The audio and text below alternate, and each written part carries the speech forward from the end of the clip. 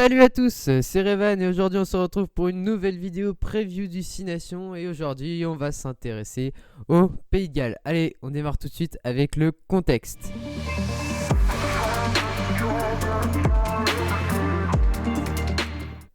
Alors, le Pays de Galles sort d'une année 2019 qu'on pourra qualifier de très bonne puisque tu as réalisé le Grand Chelem pendant le tournoi des 6 Nations. Et que tu as également fait un beau parcours en Coupe du Monde, puisque tu es arrivé en demi-finale. Et là, tu as perdu contre les Sud-Africains, les futurs champions du monde. Mais dans ce match, tu sentais que il n'y avait pas beaucoup d'écart au score. Tu disais que les Gallois, sur un essai, sur une action, pouvaient battre les Springboks. Mais tu sentais quand même dans le jeu que l'Afrique du Sud était largement au-dessus et que les Gallois, simplement, allaient constamment buter sur la défense sud-africaine et qu'ils n'y arriveraient jamais à marquer. J'ai trouvé aussi contre la France que ils ont vraiment pas été bons du tout dans le jeu. J'ai trouvé l'équipe de France vraiment supérieure sur un quart de finale et ça bascule juste grâce à un geste débile de la part de Sébastien Vermeijna qui leur offre la victoire. Mais j'ai trouvé quand même que dans cette Coupe du Monde, malgré une très bonne performance contre les Australiens, que le Pays de Galles était un petit peu plus juste physiquement et j'ai trouvé vraiment que physiquement ils étaient bien meilleurs pendant le tournoi 2019. D'ailleurs, pendant le tournoi 2019, c'est assez surprenant puisque le premier match contre la France, je me souviens, ils perdent 16-0 à la mi-temps. Et vraiment, en deuxième mi-temps, la France, ils se sont arrêtés de jouer, on ne sait pas pourquoi. Et le Pays de Galles a réussi à gagner un match qui était vraiment mal barré grâce à une interception, plein de trucs comme ça, vraiment des petits détails qui ont réussi à faire gagner le Pays de Galles. Mais bon, après, tu as vraiment enchaîné les très bonnes performances contre l'Irlande et l'Angleterre. Et tu as réussi tout simplement un grand chelem. Et vraiment, je trouvais que le Pays de Galles était impressionnant par son organisation tactique. En plus, tu avais une équipe avec pas mal de joueurs qui arrivaient presque à maturité, j'ai envie de dire. Tu avais toujours la base solide avec Alun Wyn-Jones. Et puis tu avais surtout dans les lignes arrière des mecs presque au sommet de leur forme avec des Liam Williams incroyables, George North. Et tu as aussi eu sur cette année 2019 l'explosion d'un talent incroyable qui était Josh Adams, un joueur vraiment hyper rapide avec une belle capacité à éliminer les défenseurs et qui a fini, je crois, meilleur marqueur de la Coupe du Monde et qui avait déjà été très intéressant sur le tournoi. Et vraiment, c'est un joueur qui est vraiment très intéressant à avoir dans les années à venir. Donc vraiment, je trouve que tu as réussi à quand même incorporer quelques jeunes, quelques nouvelles têtes qui pourront suivre jusqu'en 2023, voire même plus. Et sur ce tournoi, tu pourras toujours compter sur une troisième ligne vraiment de très haut niveau, que ce soit à la fois en titulaire ou en remplaçant, avec par exemple Wainwright, Faletao, Moriarty, Navidi et Tipuric. Néanmoins, on s'est quand même aussi rendu compte pendant la Coupe du Monde que le Pays de Galles était limité au poste d'ouvreur quand même, parce que les matchs que Dan Biggar a ratés, et je trouve que Dan Biggar vraiment baisse de niveau ces dernières années, tu as vu que derrière Patchell, c'était pas bon du tout. Néanmoins, tu vas quand même arriver diminué dans ce tournoi avec de nombreuses blessures, notamment Patchell et Jonathan Davis. Surtout, comme j'ai dit, au poste numéro 10, tu n'auras pas non plus Hanscombe qui ne jouera plus tout simplement de la saison. Tu as Davis qui est pas là, tu as Francis qui va pas être là non plus. Tu as des joueurs aussi qui vont rater le début et qui même vont peut-être pas être à leur top physiquement, comme dans les lignes arrière, comme la pépite Trist Samit ou Liam Williams. Et tu vas surtout arriver dans ce tournoi avec un nouvel entraîneur et tu as perdu ton entraîneur emblématique vraiment des dernières années, Warren Gatland, celui qui a vraiment tout reconstruit au Pays de Galles, qui a vraiment fait progresser cette nation qui, fin des années 2000, début des années 2010, c'était vraiment dans la galère. On va dire jusqu'à un peu avant la Coupe du Monde 2011, c'était une nation qui avait vraiment du mal, je trouve, je me souviens, dans le tournoi des nations, qui finissait souvent au-dessus de l'Écosse et l'Italie, mais qui avait vraiment du mal contre les trois gros, Irlande, France et Angleterre. C'est vraiment lui qui a réussi à donner un souffle nouveau aux 15 Gallois, et c'est ce qui va faire l'objet du débat de la vidéo. Allez, on est parti pour le débat.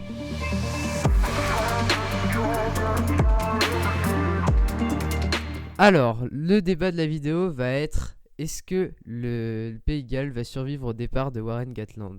Alors, le successeur de Warren Gatland, c'est Pivac, l'ancien entraîneur des Scarlets, qui a alterné les bonnes, voire très bonnes, et les moins bonnes performances avec cette franchise, qui a quand même réussi à accrocher une demi-finale de Coupe d'Europe quand même en 2018, et qui a gagné le Pro 14 en 2017.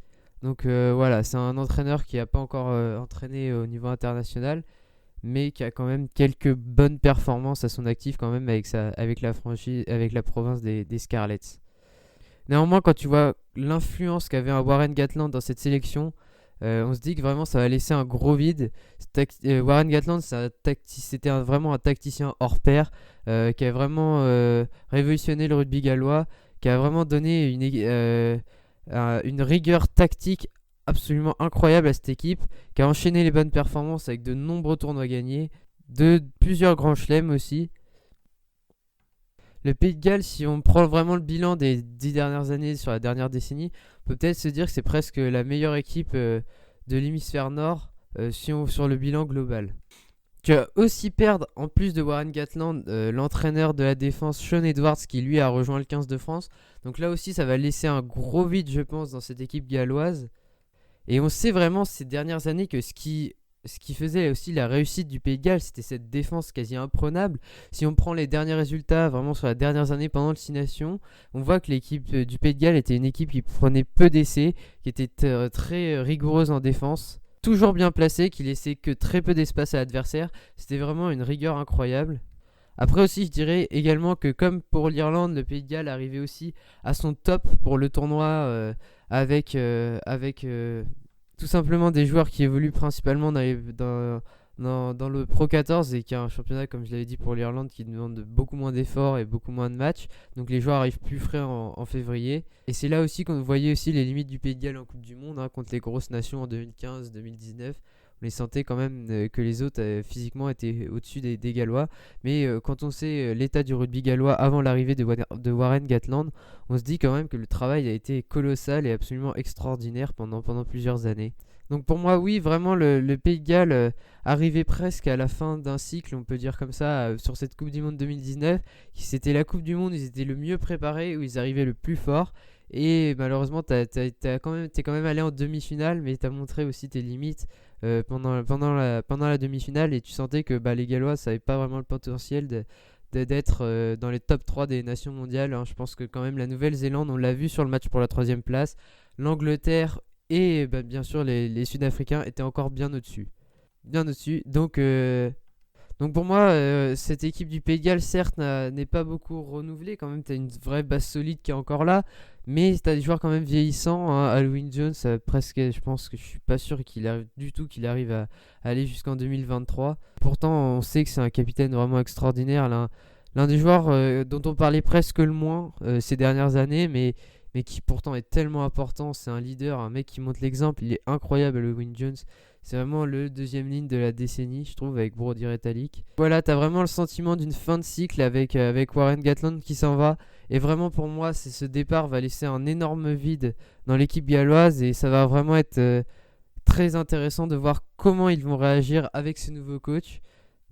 Comment ils vont aussi gérer toutes ces blessures qui vont vraiment diminuer le groupe gallois. Donc pour moi, il y a vraiment un gros défi à relever pour ce nouvel entraîneur, que ce soit à la fois sur le plan tactique ou dans le choix des joueurs. Néanmoins, tu as un groupe quand même de très haut niveau, avec beaucoup de talent, et c'est pour qui me ferait penser que la tâche ne sera peut-être pas aussi dure qu'on peut le penser, mais pour moi, vraiment, c'est un énorme vide qui est laissé par le départ de Warren Gatland et de Sean Edwards, son adjoint. Donc pour moi, oui, le Pays de Galles va vraiment avoir peut-être un petit coup d'arrêt sur ce tournoi.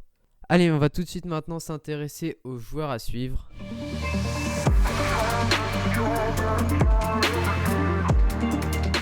Et le joueur à suivre dans cette équipe du Pays de Galles, selon moi.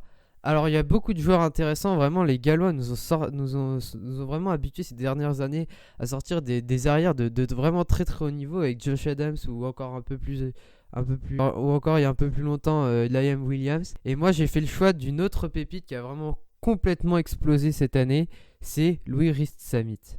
Alors Reed-Samit, c'est un joueur qui évolue en Premiership à Gloucester. C'est un joueur qui est vraiment hyper physique pour un ailier, il fait 1m91 et on l'a vraiment vu que ce soit sur les matchs de Coupe d'Europe. C'est un joueur qui a un potentiel incroyable. Il a le physique du joueur de rugby moderne. C'est un joueur qui est vraiment jeune et hyper précoce. C'est le plus jeune joueur avoir débuté un match en Championship dans la franchise dans l'équipe des Gloucester. de Gloucester. Donc vraiment c'est un joueur hyper précoce. Il a vraiment pas peur du haut niveau, hein. On l'a vu sur les matchs de Coupe d'Europe contre Toulouse. Genre, il a vraiment montré un panache et une capacité à éliminer les défenseurs vraiment absolument incroyable. J'adore ce joueur, il est hyper rapide, il est très intelligent, il a pas peur de relancer. Vraiment, je me souviens, il prend un ballon à peu près 10 mètres de son embut, il essaie de crocheter les défenseurs, il relance, il s'en fout. J'adore ça, c'est un joueur plein de panache. En plus, quand je vous dis que c'est un joueur précoce, c'est vraiment le cas. Il est né en 2001, il a 18 ans. C'est incroyable. En plus, pour moi, il a le physique pour jouer absolument tous les postes des lignes arrière. Bon, pour l'instant, il joue plus ailier ou arrière. Mais genre, vraiment, pour moi, l'équipe du Pays de Galles tient vraiment une pépite incroyable. J'espère aussi qu'il sera épargné par les blessures. On a quand même eu peur, hein, sur le match contre Gloucester. Sur le match de Gloucester face à Toulouse, le dernier match des phases de poule de la Champions Cup, quand il s'est un petit peu, on va dire, foulé la cheville et qu'il boitait un petit peu. A priori, il y avait plus de peur que de mal, puisqu'il va pouvoir débuter le tournoi, mais bon, je pense pas qu'il va direct débuter. Ce serait bête de prendre des risques contre une équipe comme l'Italie. C'est pour ça aussi qu'un Liam Williams va pas jouer le premier match. Mais bon, vraiment pour moi, le Pays de Galles tient là une pépite incroyable. J'ai vraiment hâte de voir ce qu'il va donner sur ce tournoi. C'est presque l'un des joueurs qui va me faire le plus kiffer, je pense, sur ce tournoi 2020. Tu vois vraiment la ligne derrière que pourra aligner le Pays de Galles. C'est incroyable, genre ça va aller à une vitesse absolument phénoménale, avec Gareth Davis à la charnière. Dan Biggar, bon, qui est peut-être diminué, mais je pense que ça restera quand même un bon gestionnaire pour l'équipe du Pays de Galles. Des joueurs au centre, Adley Parks, j'adore. Il y a Jonathan Davis qui est pas là. Mais bon, je pense qu'un Owen Watkins, qui est un joueur aussi jeune, qui a 23 ans, ça fera totalement l'affaire. Et en plus, quand tu vas pouvoir te permettre d'aligner sur le triangle arrière, tu vas devoir faire un choix entre Rhys Samit, Josh Adams, George North, Liam Williams, Lee Halfpenny. Enfin, c'est incroyable le choix que va avoir à faire le sélectionneur gallois. Il a vraiment de la réserve. Donc, mais pour moi, vraiment, Louis Rhys-Samit, je veux absolument le voir titulaire sur quelques matchs sur le tournoi. Parce que pour moi, c'est une pépite et il y a moyen vraiment qu'il nous fasse rêver sur ce tournoi 2020. Allez, maintenant, on va passer à la dernière partie de la vidéo, et c'est-à-dire mon pronostic du tournoi du Pays de Galles pour ce 6 Nations 2020.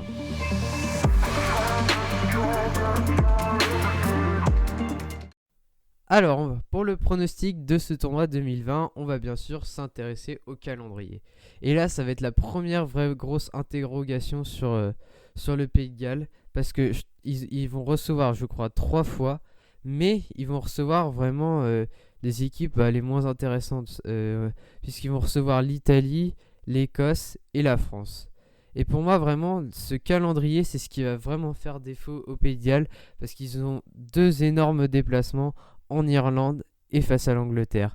Et c'est pour ça que pour moi, le Pays de Galles n'a vraiment pas du tout un calendrier favorable cette année. En plus, tu risques de recevoir vraiment une équipe de France remontée à bloc face à toi au Millennium Stadium pour la 3e journée. Et j'espère vraiment que les Français vont avoir envie de se venger de la Coupe du Monde et du quart de la victoire des Gallois, qui était vraiment pas mérité dans le jeu, on va dire, et qui a vraiment tenu juste grâce au carton rouge de Vamaina. Donc j'espère vraiment les Français, ils auront à cœur de se donner à fond face au Pays de Galles. Mais bon, je pense que sur les dernières années quand même, on a vu que le Pays de Galles était très solide à domicile. Le Principality Stadium, c'est vraiment une ambiance très particulière, surtout quand le toit est fermé, ça résonne énormément. Le Pays de Galles vraiment dégage une force incroyable quand ils sont à domicile. Pour moi, c'est vraiment ces 2 déplacements en Angleterre et en Irlande qui vont vraiment me gêner pour le pronostic du Pays de Galles. En plus, l'interrogation de savoir comment et quelle équipe va vouloir aligner le staff, et surtout comment ils vont vouloir travailler. Est-ce qu'ils vont s'inspirer et reproduire le jeu de Gatland? Est-ce qu'ils vont essayer de faire quelque chose de nouveau? On ne sait pas encore, je pense qu'on est un peu dans l'interrogation, mais bon, je pense qu'ils vont quand même reprendre les bases. Il y aura des bases très solides. Moi, le déplacement en Irlande, il me fait pas trop peur, parce que je pense que le Pays de Galles a montré qu'ils avaient les capacités pour battre vraiment cette équipe d'Irlande, qui sera aussi sonnée après cette Coupe du Monde complètement ratée. Donc vraiment, je compte sur le Pays de Galles pour gagner face aux Irlandais là-bas à l'Aviva Stadium. Pour moi, le Pays de Galles C'est quasiment podium assuré presque sur ce tournoi. Parce qu'ils ont vraiment, comme je l'ai dit, une ligne arrière monstrueuse. Et une troisième ligne qui va vraiment être très solide. Après, le défaut, ça va être aussi parfois en mai. Parce que vraiment, je trouve que la première ligne galloise n'est pas vraiment hyper sûre. Et quand on sait qu'il n'y aura pas Francis et Owen qui de toute façon ne jouent plus. Avec le Pays de Galles, il y aura aussi des interrogations à ces postes-là. Je les vois pas vraiment gagner en Angleterre. Pour moi, l'Angleterre, c'est vraiment l'équipe au-dessus dans ce tournoi. Donc vraiment, c'est assez dur à pronostiquer le tournoi du Pays de Galles. Pour moi, vraiment, sur ce qu'ils ont montré sur l'année 2019 et vu l'effectif, je pense qu'ils vont vraiment finir sur le podium de ce tournoi. Après, ça va être dur parce que aussi on peut pas vraiment anticiper les bonus et tout ça, donc c'est assez compliqué à pronostiquer. Mais bon, pour moi, vraiment, dans ce tournoi, il y aura l'Angleterre au-dessus et après, il y aura deux gros outsiders avec la France et le Pays de Galles. Et donc, au vu des calendriers, je mets le Pays de Galles troisième. Et donc, vous pouvez donc deviner que je les mets derrière la France et l'Angleterre. Parce que comme je l'ai dit, l'après-Gatland va pour moi être assez compliqué pour le Pays de Galles. Et surtout, ils ont pas mal d'absents pendant ce tournoi et un calendrier pas très favorable. Donc voilà, pour moi, le Pays de Galles, ça fait finir troisième de ce tournoi Destination 2020. Sur ce, j'espère que cette vidéo vous aura plu. On se retrouve bientôt pour les deux dernières places de ces previews du tournoi 2020. Et donc qui de la France ou de l'Angleterre sera selon moi champion gagnera le tournoi Destination 2020. Je vais essayer mais ça va vraiment être compliqué de sortir ça avant le début et la première journée. Sur ce, je vous souhaite à tous une très bonne journée. C'était Revan. Salut!